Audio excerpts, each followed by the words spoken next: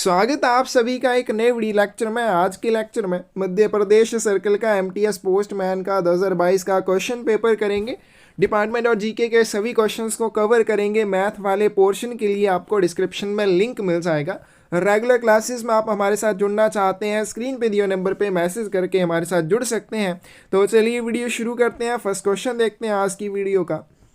Goa state comes under the jurisdiction of which postal circle? Goa राज्य किस डाक सर्कल के अधिकार क्षेत्र में आता है? गुजरात, महाराष्ट्र, कर्नाटका या फिर इनमें से कोई भी नहीं? तो इसको याद रखने के लिए आप जीएम करके याद रख सकते हैं। गुड मॉर्निंग की तरह इसको आप याद रखेंगे। जी से क्या हो जाएगा? गोवा, और एम से क्या हो जाएगा? महाराष्ट्र, यानी कि गोवा जो है वो महाराष्ट्र के अंडर आता है। बी ऑप्शन करेक्ट आ जाएगी।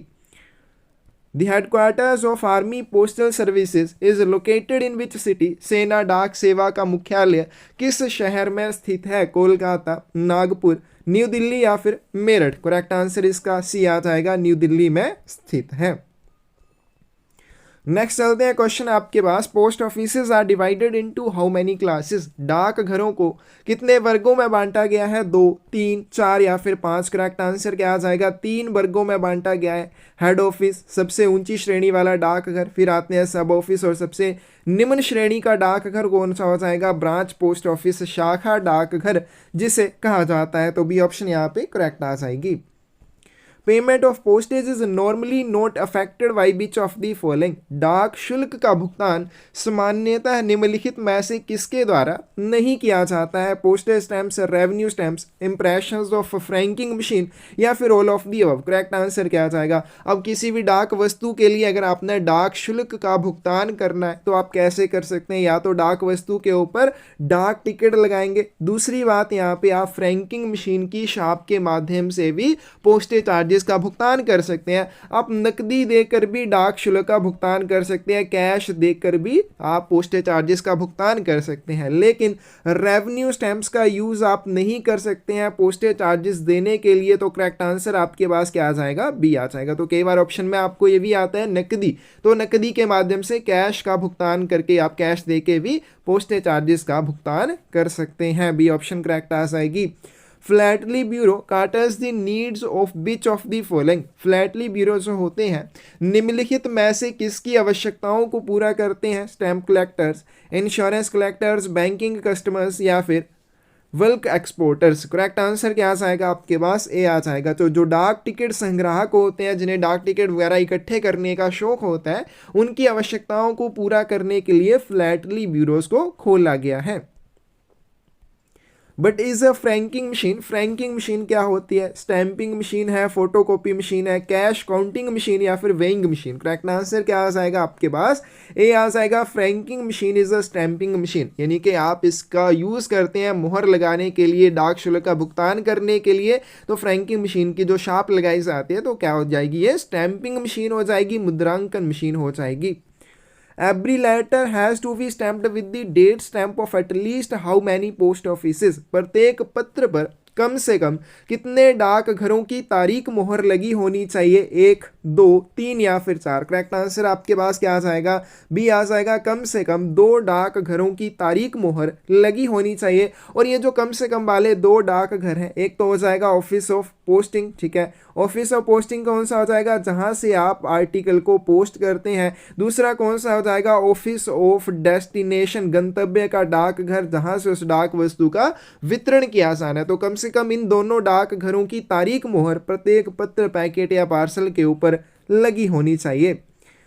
Generally stamps should be affixed in which area of address side of envelope? आमतौर पर डाक टिकट लिफाफे के पते वाली साइड किस क्षेत्र में चिपकाए जाने चाहिए? Right hand top corner, right hand bottom corner, left hand top corner या फिर लेफ्ट हैंड बॉटम कॉर्नर? अब मान लीजिए ये आपके पास एक डाक वस्तु है, इसके ऊपर मैंने 4 इसके पार्ट्स कर दिए। अब यहाँ पे लिखा जाता है, ठीक है, ये कौन सी साइड है आपके पास? Right hand bottom corner. यहाँ पे लिखा जाता है एड्रेसी का या प्राप्तकर्ता का पता। ये आ जाएगी आपके पास बॉटम साइड कौन सी वाली? लेफ्ट साइड वाली। तो यहाँ पे आप किसका पता लिखेंगे? प्रेषक का या सेंडर का पता लिखा जाएगा। ये वाली जो राइट हैंड टॉप कॉर्नर होती है, क्या दाहिने हाथ का ऊपरी कोना, यहाँ पे चिपकाए जाते हैं डाक टिकट। तो यहाँ पे कौन सी ऑप्शन करेक्ट आ जाएगी? ए ऑप्शन करेक्ट आ जाएगी।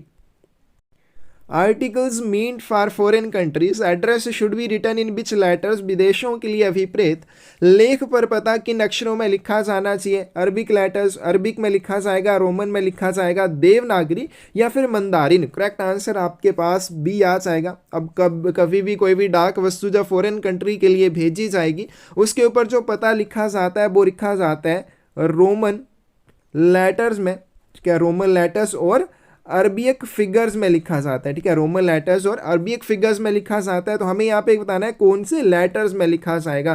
तो रोमन अक्षरों और अरबी अंकों में लिखा जाता है, तो उसका करेक्ट आंसर क्या आ जाएगा आपके पास, ए आ जाएगा। ठीक है, नेक्स्ट चलते हैं क्वेश्चन आपके पास, which authority can decide the availability of post boxes in certain post offices, कौन सा प्राधिकरण कुछ डाक घरों में पोस्ट बॉक्स की उपलब्धता तय करता है, यानी कि कौन सा अधिकारी है जो यह तय करेगा कि कौन कौन से डाक घरों में पोस्ट बॉक्स वाली सुविधा प्रदान की जाएगी। Head of the circle, head of the region, head of the division या post master concern. Correct answer क्या आ जाएगा आपके पास, ये आ जाएगा head of the circle. Circle प्रमुख जो होता है वो ये तय करता है कि कौन कौन से डाक घरों में पोस्ट बॉक्स वाली सुविधा उपलब्ध होगी। पोस्ट बैग वाली सुविधा सभी वितरण डाक घरों में उपलब्ध होती है। दोनों ही बहुत ज्यादा इंपॉर्टेंट क्वेश्चन है, कभी पोस्ट बॉक्स के बारे में पूछा जाता है, कभी पोस्ट बैग के बारे में पूछा जाता है। पोस्ट बॉक्स इसके लिए निर्धारित करेगा हेड ऑफ सर्कल की कौन से डाकघरों में पोस्ट बॉक्स वाली सुविधा उपलब्ध रहेगी। पोस्ट बैग जो है वो सभी वितरण डाक घरों में उपलब्ध रहते हैं, ये ऑप्शन करेक्ट आ जाएगी। अगला क्वेश्चन है आपके पास, official postal articles when posted by authorised government officials must wear the superscription as, आधिकारिक डाक लेख जब अधिकृत सरकारी अधिकारियों द्वारा पोस्ट किए जाते हैं तो उन पर क्या ऊपरी लेख होना चाहिए, on India government service, on registered service, on service या फिर इनमें से कोई भी नहीं। तो जब भी किसी सरकारी अधिकारी द्वारा कोई भी डाक वस्तु पोस्ट की जाती है लेकिन वो सरकारी अधिकारी सेवा डाक टिकटों का उपयोग करने के लिए अधिकृत होना चाहिए, उसको अधिकार होना चाहिए कि वो सेवा डाक टिकटों का उपयोग कर सके। तो जब भी उसके द्वारा कोई भी ऑफिशियल पोस्टल आर्टिकल पोस्ट किया जाएगा उसके ऊपर हमेशा ऑन इंडिया गवर्नमेंट सर्विस लिखा होना चाहिए, भारत सरकार सेवा पर लिखा होना चाहिए। अब अधिकारी जो सरकारी अधिकारी है उसको छोड़कर, क्या अब वो सरकारी अधिकारी नहीं है, कोई और व्यक्ति है जिसे सेवा टिकटों का उपयोग करने के लिए अधिकृत किया गया है, उसके द्वारा भेजे जाने पर डाक वस्तु पर क्या लिखा होता है, ऑन सर्विस लिखा होता है। ठीक है, और सरकारी अधिकारी द्वारा पोस्ट करने पर ऑन इंडिया गवर्नमेंट सर्विस लिखा जाएगा। The maximum weight limit for a consignment under speed post is, speed post के तहत एक खेप के लिए अधिकतम वजन सीमा क्या है, 20 किलोग्राम, 25 किलोग्राम, 30 केजी या 35 केजी। तो इसका करेक्ट आंसर क्या आ जाएगा, कोई भी स्पीड पोस्ट आर्टिकल भेजा जाता है मैक्सिमम 35 केजी तक उसको भेजा जा सकता है, डी ऑप्शन करेक्ट आ जाएगी।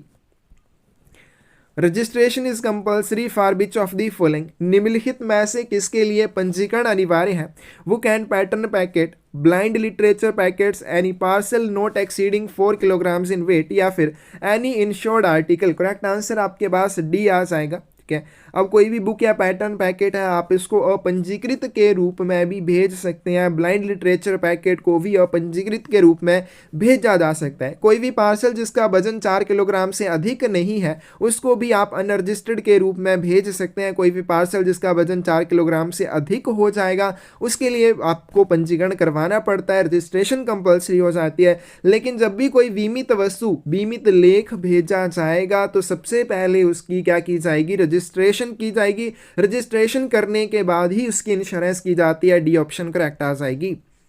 नेक्स्ट क्वेश्चन आपके पास, annual rate of interest on Sukanya Samriddhi account for the second quarter of financial year 2022-23। तो इसका सही आंसर जो भी है वो आपको कर लेना है, क्योंकि आपको प्रेजेंट के करंट में जो भी इंटरेस्ट रेट है वो अच्छे से करके जाने हैं। अभी देखना आपने हर एक क्वेश्चन पेपर में इंटरेस्ट रेट के बारे में एक आधा क्वेश्चन जरूर पूछा जाता है। तो क्वेश्चन इस तरफ से डायरेक्ट पूछा जा सकता है कितना इंटरेस्ट रेट है प्रेजेंट में कौन सी सेविंग स्कीम के ऊपर।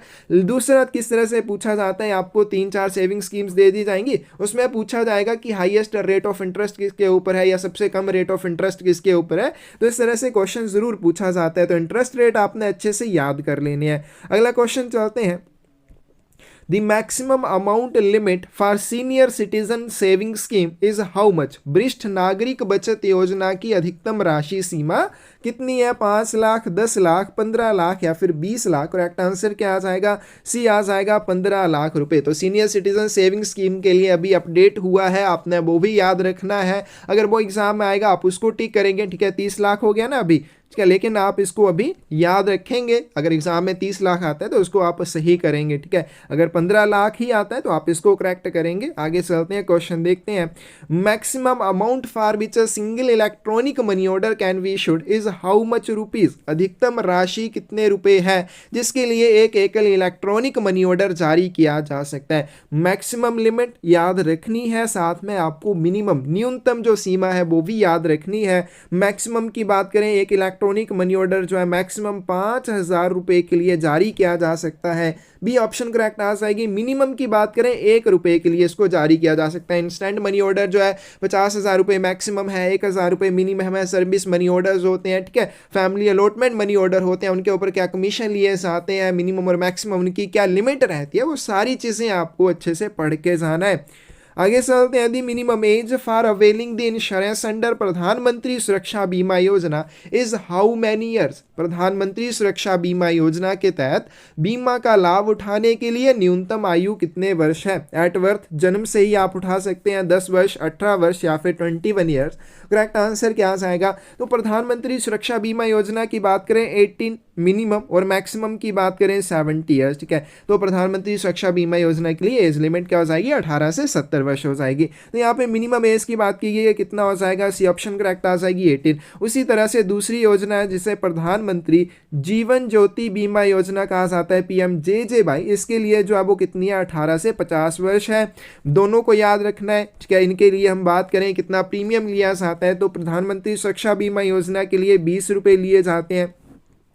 बात करें प्रधानमंत्री जीवन ज्योति बीमा योजना के लिए 436 रुपये। इनके ओल्ड वाले भी याद रखने, अगर ये आपको नहीं दिखे तो 12 रुपये हो सकता है, क्योंकि कई बार एग्जामिनर कर देता है ऐसा भी, ठीक है। 12 रुपये लिखे हो सकते हैं वहाँ पे, या 330 रुपये। पुरानी भी आपको याद रखनी है। अगर दोनों ही है तो आप प्रेजेंट वाली ही लिखेंगे, तब आप गलती नहीं करेंगे, पुरानी वाली नहीं लिखेंगे, फिर आपको ये वाली लिख देनी है, करंट वाली, ठीक है। तो इस तरह से आपने इसको याद रखना है।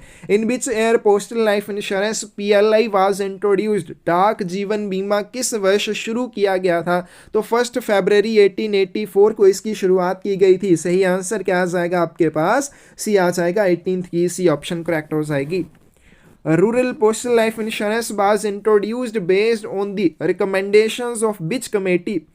ग्रामीण डाक जीवन बीमा किस समिति की सिफारिशों के आधार पर उसे पेश किया गया था। मल्होत्रा कमेटी, सुब्रमण्यम कमेटी या फिर कमलेश्वर प्रसाद कमेटी, या फिर इनमें से कोई भी नहीं। करेक्ट आंसर क्या आ जाएगा, ए आ जाएगा मल्होत्रा कमेटी की रिपोर्ट के आधार पर रूरल पोस्टल लाइफ इंश्योरेंस की शुरुआत की गई थी 24/3 1995 में, ठीक है। 24 मार्च 1995 को RPLI की शुरुआत की गई थी। PLI की बात करें 1 फरवरी 1884 को की गई थी। दोनों में 6 प्रकार की पॉलिसीज ऑफर की जाती हैं। किसको क्या बोलना चाहता है, अच्छे से उसको याद रखना है। अगला क्वेश्चन चलते हैं।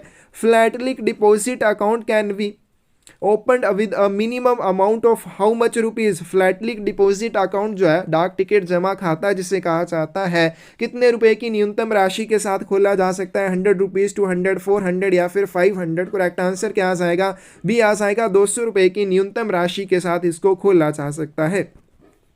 But is the scholarship amount under Deendayal स्पर्श योजना। दीनदयाल स्पर्श योजना के तहत छात्रवृत्ति राशि प्रति वर्ष क्या है, ठीक है, क्योंकि स्कॉलरशिप स्कीम है दीनदयाल स्पर्श योजना। स्पर्श की फुल फॉर्म बहुत बार पूछी गई है, scholarship for promotion of aptitude and research in stems as a hobby. बहुत अच्छे से इसको याद रखना है। स्कॉलरशिप स्कीम है, 6ठी से 9वीं तक के बच्चों को ये दी जाती है, ठीक है। 6ठी से 9वीं तक के बच्चों को ये दी जाती है दीनदयाल स्पर्श योजना। इसमें दी जाने वाली छात्रवृत्ति योजना की बात करें, पर मंथ 500 रुपया दिया जाता है और पर ईयर कितना हो जाएगा आपके पास, 6,000 रुपये हो जाएगा। 21 की बी ऑप्शन करेक्ट हो जाएगी। अगला क्वेश्चन है आपके पास, the business of unaddressed postal articles falls under which category. किस बिना पते वाली डाक वस्तुओं का व्यवसाय किस श्रेणी में आता है। Direct post, media post, business post या फिर लॉजिस्टिक पोस्ट। डायरेक्ट पोस्ट की बात करें तो एक हमारे पास वर्ड आ जाता है डायरेक्ट मेल, ठीक है। डायरेक्ट मेल और डायरेक्ट पोस्ट में फ़र्क है। अब डायरेक्ट मेल जो है ये दो तरह की होती है, ये तो एड्रेस्ड भी हो सकती है, ठीक है, जिसके ऊपर पता लिखा है, ये अनएड्रेस्ड भी हो सकती है जिसके ऊपर पता नहीं लिखा होगा। अब यहाँ पे डायरेक्ट मेल में जो बिना पते वाली डाक आती है या बिना पते वाले जो भी लेख आते हैं वो आ जाते हैं डायरेक्ट पोस्ट में, उन्हें डायरेक्ट पोस्ट में कहा गिना जाता है, ठीक है। अब डायरेक्ट पोस्ट में जो भी आर्टिकल्स को पोस्ट किया जाएगा, मिनिमम क्वांटिटी एक बार में पोस्ट करने के लिए कितनी होनी चाहिए, 1000 हो जाएगी। नेशनल बिल मेल सर्विस है, बिल मेल सर्विस है, न्यूनतम कितनी हो जाएगी, ठीक है। इस सारी चीजें आपको याद रख लेनी है। तो इसका करेक्ट आंसर क्या आ जाएगा आपके पास, डायरेक्ट पोस्ट आ जाएगा 22 की ए ऑप्शन करेक्ट आ जाएगी।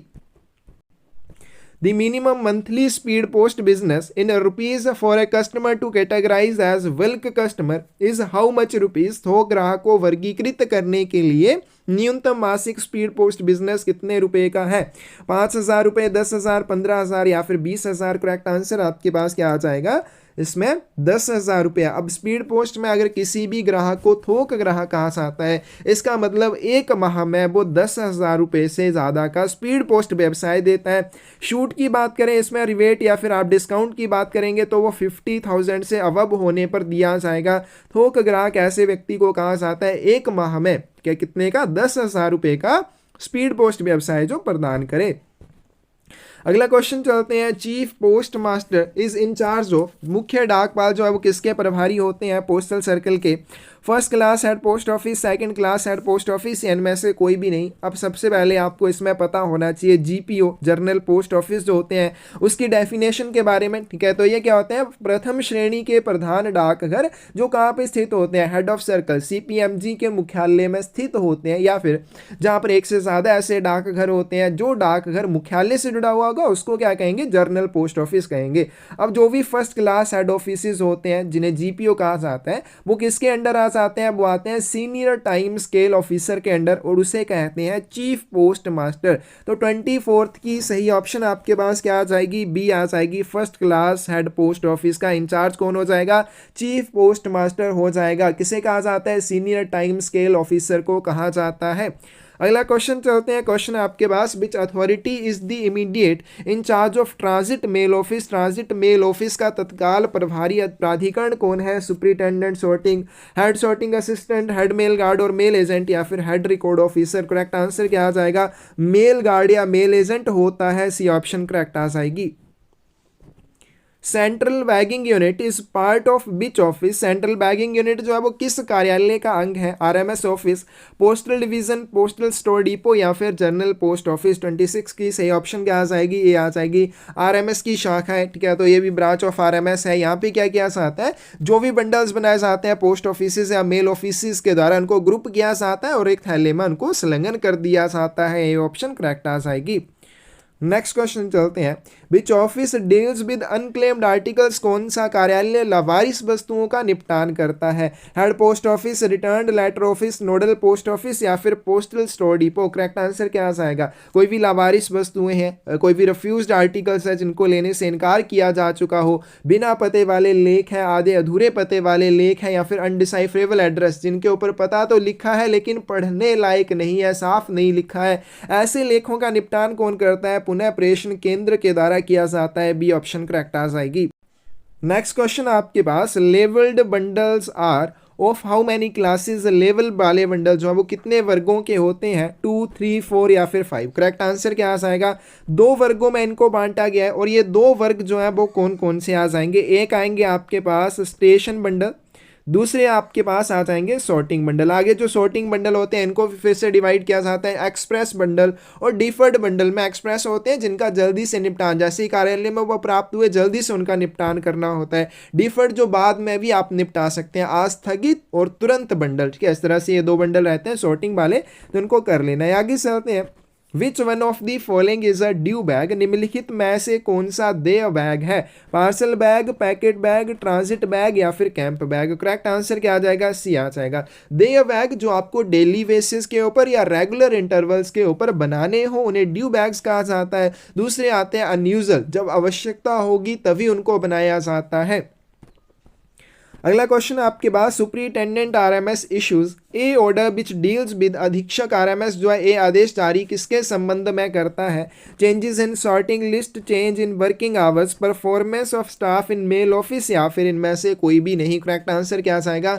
अधीक्षक आरएमएस के द्वारा ए आदेश जो वो छंटाई सूचियों में परिवर्तन से संबंध में जारी किए जाते हैं। ए ऑप्शन करेक्ट आ जाएगी। बी ऑर्डर जो है वो किसके लिए जारी किए जाते हैं? जो भी अधीनस्थ होते हैं मेल ऑफिस में सुपरिटेंडेंट आरएमएस के, उनके कार्य की परफॉर्मेंस में, ठीक है, उनके कार्य के प्रदर्शन में, उनके मार्गदर्शन के लिए उनको जारी किया जाता है। उसी तरह से एक टीवी ऑर्डर्स जो होते हैं, ट्रांजिट बैग ऑर्डर्स जिन्हें कहा जाता है, वो भी सुपरिटेंडेंट आरएमएस के द्वारा जारी किए जाते हैं। किसके संबंध में उनको जारी किया जाता है? जो भी कैंप बैग्स या कैंप आर्टिकल्स होते हैं उनके निपटान के संबंध में उनको जारी किया जाता है।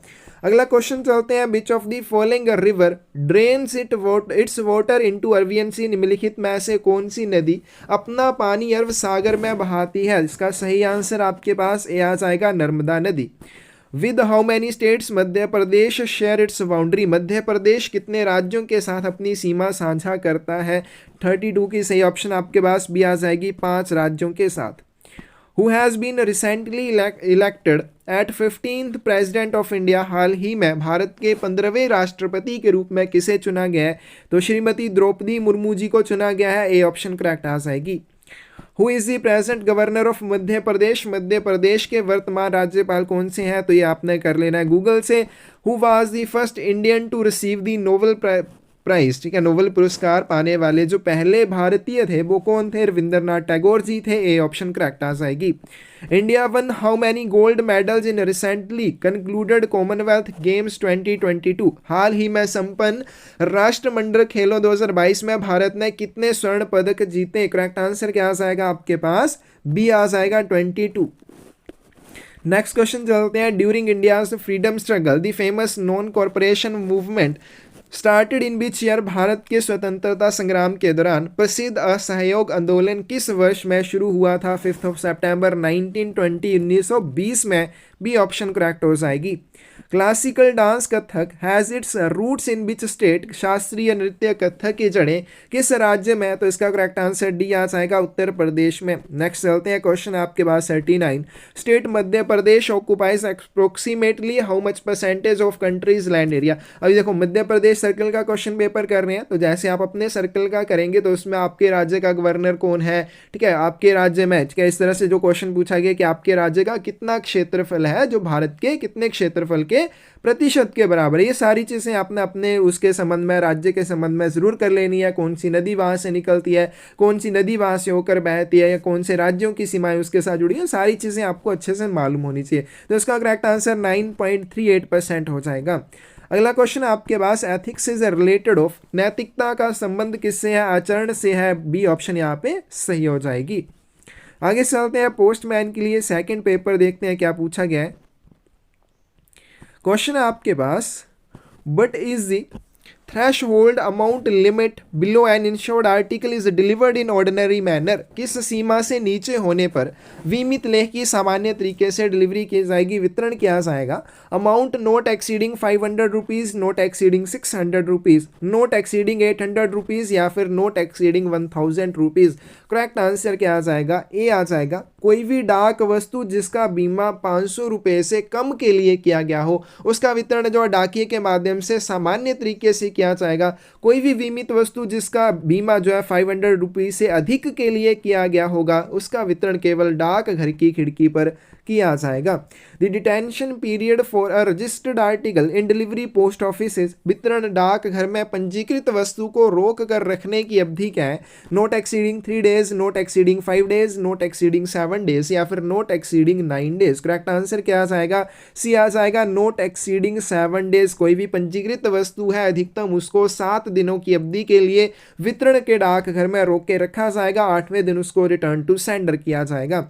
What remark in place when addressee fails to take delivery of article after 7 days of detention at delivery post office? यदि वितरण डाक घरों में 7 दिन की हिरासत के बाद भी प्राप्तकर्ता लेख का वितरण लेने में विफल रहता है तो कौन सी टिप्पणी दी जाएगी? refused, returned, रीसेंड या फिर रिजेक्टेड। करेक्ट आंसर क्या आ जाएगा आपके पास, ए आ जाएगा। और रिफ्यूज्ड उसके ऊपर लिखा जाएगा। अब यहाँ पे ऊपर जो हमने क्वेश्चन किया, ठीक है, सेकंड वाला, तो उसमें हमने क्या किया कि कोई भी डाक वस्तु है, पंजीकृत लेख है, उसको वितरण के डाकघर में अधिकतम 7 दिनों की अवधि के लिए रोक कर रखा जाएगा। अब जब डाक वस्तु प्राप्तकर्ता को प्रस्तुत की जाएगी वितरित करने के लिए, तब मान लीजिए कि प्राप्तकर्ता जो है उसको लेने से इनकार कर देता है, लेकिन वो रिटर्न में पोस्ट ऑफिस में आवेदन करता है कि मेरे डाक लेख को रोक कर रखा जाए। तो जो 7 दिनों की अवधि होती है किसी भी डाक वस्तु को डाकघर में रोकने की, उन 7 दिनों की अवधि के बाद फिर से आगे एक 7 दिनों की अवधि के लिए उस डाक वस्तु को रोका जाएगा। लेकिन ध्यान रखना, उसके लिए प्राप्तकर्ता ने लिखित रूप में आवेदन किया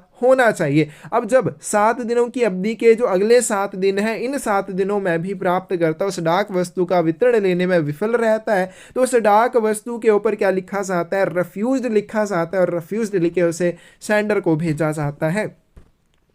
person changing address should intimate, तो यहाँ पे पूछा गया है कोई भी व्यक्ति है जो अपना पता बदलता है, उसे क्या सूचित या किसे सूचित करना चाहिए। Both post offices of old address and new address, पुराने पते और नए पते वाले दोनों डाकघरों को सूचना देनी चाहिए। Old address post office, new address post office या फिर पोस्टल हेडक्वार्टर। करेक्ट आंसर क्या आ जाएगा, ए आ जाएगा। उसे दोनों स्थानों के डाकघरों को देनी चाहिए, एक पुराने पते वाला और एक नए पते वाला। दोनों स्थानों के डाकघरों को उसे पता बदलने की जो सूचना है वो देनी चाहिए कि उसके बाद क्या अपना वो पता बदल रहा है, अब वो नए पते पर जा रहा है, तो उसके पुराने पते पर जो भी डाक वस्तुएं आएगी उनका निपटान कैसे किया जाना, बहुत सारी इंस्ट्रक्शंस उसे देके जानी पड़ती है कि क्या ये जो मैं इंस्ट्रक्शंस देके जा रहा हूँ मेरे लिए प्राप्त होने वाले डाक लेखों पर ही लागू होंगी, या मेरे फैमिली मेंबर्स के जो भी लेख आएंगे उनके लिए भी लागू होने वाली है, या कौन सी श्रेणी के डाक लेखों के ऊपर लागू होंगी। ये सारी चीजें आपको पता होनी चाहिए। अगला क्वेश्चन चलते हैं। Unclaimed article are sent to, लावारिस लेख जो है वो किसे भेजे जाते हैं, पोस्टल सर्कल ऑफिस को, postal divisional office, postal store depot या फिर return letter office. Correct answer क्या आ जाएगा, डी आ जाएगा। रिटर्न लेटर ऑफिस पुनः प्रेषण केंद्र को उन्हें भेजा जाता है। Head postman may be interested with which activities, प्रधान डाकिया जो होता है उसे कौन सी गतिविधियां सौंपी जा सकती हैं। मनी कन्वेंस, क्या डाक का संवहन करना है, यानी कि ट्रेजरी, सब ट्रेजरी या फिर टाउन सब ऑफिस होते हैं, वहाँ को वो नकदी लेकर जाता है और वहाँ से नकदी लेकर आने का कार्य उसे सौंपा जा सकता है। डिलीवरी ऑफ रिटर्न आर्टिकल्स, वापिस लाए गए लेखों का वितरण करना। कौन से वापिस लाए गए लेख, अब जो भी डाकियों को वितरित करने के लिए लेख दिए जाते हैं और उन डाकियों के द्वारा जो भी वस्तुएं अनडिलीवरेबल के रूप में, रिफ्यूज्ड के रूप में, अनक्लेम्ड के रूप में वापिस लाई जाती हैं, उन वस्तुओं को फिर से प्रधान डाकिए को सौंपा जाता है वितरित करने के लिए। कंडक्ट माइनर कंप्लेंट इंक्वायरीज, छोटी मोटी जांच करना, ठीक है, छोटी मोटी जो शिकायतें होती हैं उनके संबंध में जांच करने का काम इसको सौंपा जा सकता है। या फिर all of the above. Correct answer क्या आ जाएगा, डी आ जाएगा। ये सभी काम जो है प्रधान डाकिए को सौंपे जा सकते हैं। नेक्स्ट क्वेश्चन आपके पास, few of the expectations from a postman are, डाकिए से की जाने वाली कुछ अपेक्षाएं क्या है। Basic knowledge of postal charges, competent to fill basic forms, able to describe features of PSB या फिर ऑल ऑफ द अबव। तो इसका करेक्ट आंसर आपके पास डी आ जाएगा। तो जो डाकिया होता है उससे उम्मीद की जाती है उसे कौन कौन सी चीज़ों का ज्ञान होना चाहिए। सबसे पहले उसे बेसिक नॉलेज होना चाहिए पोस्टेज चार्जेस का, डाक शुल्क जो लिए जाते हैं डाक वस्तुओं के ऊपर, उनका बुनियादी ज्ञान उसे होना चाहिए। अब जो बेसिक फॉर्म्स होते हैं जैसे अकाउंट ओपनिंग फॉर्म है, मनी ऑर्डर फॉर्म्स हैं, डिपॉजिट या विड्रॉ फॉर्म है, इस तरह के जो कॉमन फॉर्म या बेसिक फॉर्म होते हैं उन्हें भरने में भी डाकिया सक्षम होना चाहिए। आगे चलते हैं पोस्ट ऑफिस सेविंग बैंक के फीचर्स या विशेषताओं का वर्णन करने में, ताकि वो लोगों को ये सारी चीजें बता सके जब उनको आवश्यकता हो, ठीक है, ये सारी चीजें करने में वो सक्षम होना चाहिए। डी ऑप्शन करेक्ट आ जाएगी। आगे चलते हैं। क्वेश्चन है आपके पास, the nomenclature of postman book is, postman की बुक की जो नाम पद्धति है वो क्या है, यानी कि कौन से प्रपत्र पर इसका रख रखाव किया जाता है। MS 27 के ऊपर किया जाता है। सी ऑप्शन करेक्ट आ जाएगी। अगला क्वेश्चन आपके पास है, for transfer of articles from one postman to other postman permission of which authority is required, एक डाकिये से दूसरे डाकिये को लेख स्थानांतरित करने के लिए किस प्राधिकरण की अनुमति लेनी होती है। Head postman, delivery assistant, public relation inspector या मेल ओवरसीयर। करेक्ट आंसर क्या आ जाएगा, बी आ जाएगा। डिलीवरी असिस्टेंट, वितरण सहायक की यहाँ पे परमिशन की आवश्यकता होती है। अब मान लीजिए जब डाकिये को एक डाक वस्तु दी जाती है वितरित करने के लिए, और जब वो गश्त में आता है तो वहां पे जाकर उसे पता चलता है कि इस डाक वस्तु का प्राप्तकर्ता किसी दूसरे डाकिये की गश्त के भीतर है, तो वो डाकिया जो है वापस डाक घर में आएगा। ठीक है, अब वो डायरेक्ट उस डाक ले को दूसरे डाकिये को नहीं सौंपेगा, इसके लिए उसे परमिशन लेनी होती है डिलीवरी असिस्टेंट की, वितरण सहायक की। उसे बताना पड़ता है कि ये जो व्यक्ति है जिसके लिए लेख मेरे पास दिया था वितरित करने के लिए, वो दूसरे किसी डाकिये की गश्त के भीतर में रहता है, तभी वो डाक वस्तुओं का आदान प्रदान आप इसमें कर सकते हैं। बी ऑप्शन करेक्ट आ जाएगी। It is the duty of postman to sign a registered and parcel abstract. What is the nomenclature for that? Postman का कर्तव्य है कि वो पंजीकृत और पार्सल जो सार होते हैं, एब्स्ट्रैक्ट होते हैं, उनके ऊपर हस्ताक्षर करे। उनके लिए क्या नाम है? तो रजिस्टर्ड और पार्सल एब्स्ट्रैक्ट जो है कौन से फॉर्म पे ऊपर बनाए जाते हैं? तो रजिस्टर्ड की बात करें, ठीक है, वो कौन से ऊपर बनाया जाता है? RP 33। और पार्सल एब्स्ट्रैक्ट की बात करें RP 8 के ऊपर बनाया जाता है। आगे चलते हैं, RP 1 भी यहाँ पे दे रखा है, ये क्या होता है? रजिस्टर रिसिप्ट के लिए होता है। RP 57 किसके लिए रहता है? स्पेशल डिलीवरी स्लिप जो बनाई जाती है उसके लिए रहता है। RP 53 BI किसके लिए रहता है? बुक ऑफ इंटीमेशंस डिलीवर्ड, वितरित की गई सूचनाओं की जो बुक होती है। तो ये सारे आपको पता होने चाहिए, ये ऑप्शन करेक्ट आ जाएगी। Book of intimation and notice delivered में कंटेन, वितरित की गई सूचना और नोटिसों की पुस्तक में क्या शामिल हो सकता है? Intimation related to certain VP articles, कुछ VP लेखों से संबंधित सूचनाएं। Notice related to damaged article, क्षतिग्रस्त वस्तुओं से संबंधित सूचनाएं। Intimation related to certain parcel या फिर all of the above. Correct answer क्या आ जाएगा? डी आ जाएगा, ये सभी इसमें शामिल हो सकते हैं। Postman's beat is fixed by, डाकिये की गश्त जो किसके द्वारा तय की जाती है? Head postman, mail overseer, delivery assistant या फिर पोस्ट मास्टर। करेक्ट आंसर क्या आ जाएगा? डी आ जाएगा। प्रत्येक डाकिये की गश्त क्या होता है? जिसके भीतर उसे अपने निर्धारित कर्तव्यों का पालन करना होता है, साथ में वो वाला कार्यालय जिससे वो डाकिया जुड़ा हुआ है वो भी उसकी गश्त के भीतर में आता है। तो ये सारी चीजें जो है डाकिये के संबंध में पोस्ट मास्टर के द्वारा निर्धारित की जाती हैं। डी ऑप्शन करेक्ट हो जाएगी। पोस्टमैन्स ड्यूटी इंक्लूड्स, डाकिया के कर्तव्यों में क्या शामिल है? नॉलेज ऑफ पोस्टल बिजनेस, डाक व्यवसाय का ज्ञान। Carefully examine articles for delivery, वितरण के लिए लेखों की सावधानी पूर्वक जांच करना। Take receipt of registered and insured article या फिर all of the above. Correct answer क्या आ जाएगा? डी आ जाएगा। ये सभी चीज़ें जो है वो डाकिये के कर्तव्य होते हैं। सबसे पहले उसे डाक व्यवसाय का ज्ञान होना चाहिए। दूसरी बात, जो भी डाकिये को वितरण करने के लिए डाक वस्तुएं दी जाती हैं उन सभी की उसे ध्यान पूर्वक सावधानी से जांच करनी चाहिए। क्यों जांच करनी चाहिए? यह देखने के लिए कि कोई भी डाक वस्तु खुली हुई ना हो, क्षतिग्रस्त स्थिति में ना हो या उसके साथ कोई भी छेड़छाड़ ना की गई हो। ठीक है, उसे इस चीज़ की जांच करने के लिए ध्यानपूर्वक उन डाक वस्तुओं का देख लेना चाहिए। ठीक है, उनकी एग्जामिनेशन कर लेनी चाहिए। तो इसका सही आंसर आपके पास डी आ जाएगा। The aggregate value in rupees of insured VP COD money order banking IPPV that is made over to a postman one time generally should not increase. बीमित VP COD money order banking IPPV का कुल मूल्य जो आम तौर पर डाकिया को एक बार में दिया जा सकता है कितने रुपए से अधिक नहीं होना चाहिए? 10,000, 20,000, 30,000 या फिर 40,000। करेक्ट आंसर क्या आ जाएगा? डी आ जाएगा। 40,000 रुपए से अधिक नहीं होना चाहिए। A postman can be given additional duties are, एक डाकिया को कौन से अतिरिक्त कर्तव्य दिए जा सकते हैं? Assistant in table sorting, table छंटाई में सहायता के लिए बोल सकते हैं। Mail delivery under direct post के तहत डाक लेखों का वितरण। To act as PLI RPLA agent या फिर ऑल ऑफ दी अबव। तो डाकिये को ये सारी चीजें करनी पड़ सकती हैं। उसका जो सामान्य कार्य है वितरण का, उसके अलावा उसे टेबल छंटाई में सहायता के लिए बोला जा सकता है। डायरेक्ट पोस्ट वाले आर्टिकल्स का वितरण तो उसे करना पड़ेगा। PLI RPLA एजेंट के रूप में भी वो कार्य कर सकता है। Every set of mail office is supplies with which of the following items? Choose the correct option. डाक कार्यालय के प्रत्येक सेट को किन वस्तुओं की आपूर्ति की जाती है? सही विकल्प का चुनाव करें। Date stamp, name stamp, date seal या फिर all of the above. Correct answer क्या आ जाएगा? डी आ जाएगा, ऑल ऑफ दी अबव। जितने भी डाक कार्यालय होते हैं उनके प्रत्येक सेट को नाम मोहर दी जाती है, क्या तारीख मोहर दी जाती है, दिनांक सील दी जाती है, detain late fee not paid वाली एक मोहर होती है वो भी दी जाती है। डी ऑप्शन करेक्ट आ जाएगी। Portfolio will always remain in the personal custody of, portfolio जो हमेशा किसकी व्यक्तिगत अभिरक्षा में रहेगा? प्रधान छंटाई सहायक या फिर मेल गार्ड की व्यक्तिगत अभिरक्षा में रहता है। तो 17th की सही ऑप्शन आपके पास क्या आ जाएगी? ये आ जाएगी हेड सॉर्टिंग असिस्टेंट या मेल गार्ड की व्यक्तिगत अभिरक्षा में रहता है और इसकी रक्षा करने के लिए, इसकी सुरक्षा करने के लिए उनको ताला और चाबी भी दी जाती है। Which authority issues the stationery rate list, कौन सा प्राधिकरण स्टेशनरी दर सूची जारी करता है? Head sorting assistant, head record officer, sub record officer या सुपरिटेंडेंट? करेक्ट आंसर क्या आ जाएगा? डी आ जाएगा। सुपरिटेंडेंट अधीक्षक के द्वारा जो भी स्टेशनरी दर सूची होती है वो जारी की जाती है। अब स्टेशनरी दर सूची जो होती है इसमें कौन सी चीज़ें शामिल रहती हैं? डिवीज़न ऑफिस में, क्या डिवीज़न ऑफिस में प्रत्येक अनुभाग या डाक कार्यालय के प्रत्येक सेट को आपूर्ति की जाने वाले लेखों की संख्या या मात्रा को दर्शाया जाता है जिस लिस्ट में, उसको कहते हैं स्टेशनरी रेट लिस्ट। नेक्स्ट चलते हैं क्वेश्चन आपके पास। Daily report of irregularities reported noticed in a set is prepared in which form, एक सेट में पाई गई अनियमितताओं की दैनिक रिपोर्ट किस प्रपत्र पर तैयार की जाती है? MS 83, 84, 85 या 86? करेक्ट आंसर क्या आ जाएगा? जो दैनिक रिपोर्ट होती है MS 83 के ऊपर इसका रखरखाव किया जाता है, ये ऑप्शन करेक्ट हो जाएगी। अब डेली रिपोर्ट जो है हेड सॉर्टिंग असिस्टेंट के द्वारा तैयार की जाती है, कहाँ से इसको लिखा जाता है?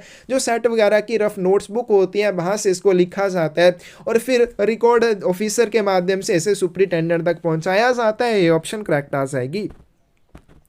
Mail abstract is divided into how many parts, डाक सार को कितने भागों में बांटा गया है? 2, 3, 4 या फिर 5? करेक्ट आंसर क्या आ जाएगा? मेल्स एंड बैग्स, इस तरह से 2 भागों में मेल एब्स्ट्रैक्ट को बांटा गया है, ए ऑप्शन करेक्ट आ जाएगी। Exchange of mail happens as per the, डाक का आदान प्रदान किसके अनुसार होता है? ड्यू मेल लिस्ट के अनुसार, सॉर्टिंग लिस्ट, बैग लिस्ट या फिर डिस्पैच लिस्ट? करेक्ट आंसर क्या आ जाएगा?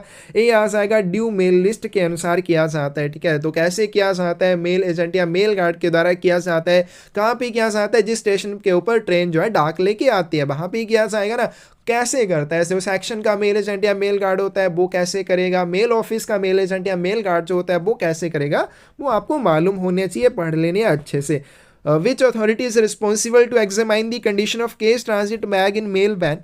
मेल बैन के केस ट्रांजिट बैग की स्थिति की जांच करने के लिए कौन सा प्राधिकरण जिम्मेदार होता है? Head record officer, head sorting assistant, mail guard या फिर मेल पीएन? तो 22 की सही ऑप्शन आपके पास क्या आ जाएगी? प्रधान छंटाई सहायक, ए ऑप्शन, बी ऑप्शन जहां पे सही हो जाएगी। Transit bags addressed to a section और mail office should be opened by, किसी भी अनुभाग या डाक कार्यालय को संबोधित परिवहन थैले किसके द्वारा खोले जाने चाहिए? Head sorting assistant, mail peon, mail guard या सॉर्टिंग असिस्टेंट? करेक्ट आंसर क्या आ जाएगा? मेल गार्ड या मेल एजेंट के द्वारा इनको स्वयं खोला जाता है। मेल गार्ड दिया हुआ है, मेल एजेंट नहीं दिया हुआ है, सी ऑप्शन करेक्ट आ जाएगी। आगे चलते हैं। Closing of transit bags must be under direct supervision of, परिवहन थैलों को बंद करना किसकी प्रत्यक्ष निगरानी में होना चाहिए?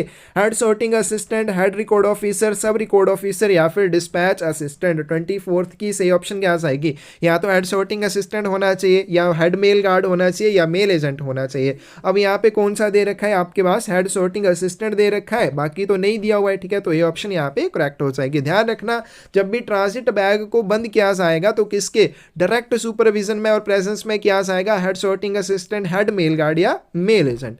और लास्ट क्वेश्चन आज की वीडियो का, the duties of mail guard और mail agent comprises, mail guard या मेल एजेंट के कर्तव्यों में क्या शामिल है? Processing of article posted in van and office, van या कार्यालय में पोस्ट किए गए लेखों का प्रसंस्करण, opening of transit bags addressed to section, preparation of work papers या all of the. Correct answer क्या आएगा? डी आ जाएगा। ये सभी मेल एजेंट या मेल गार्ड की ड्यूटीज होती हैं।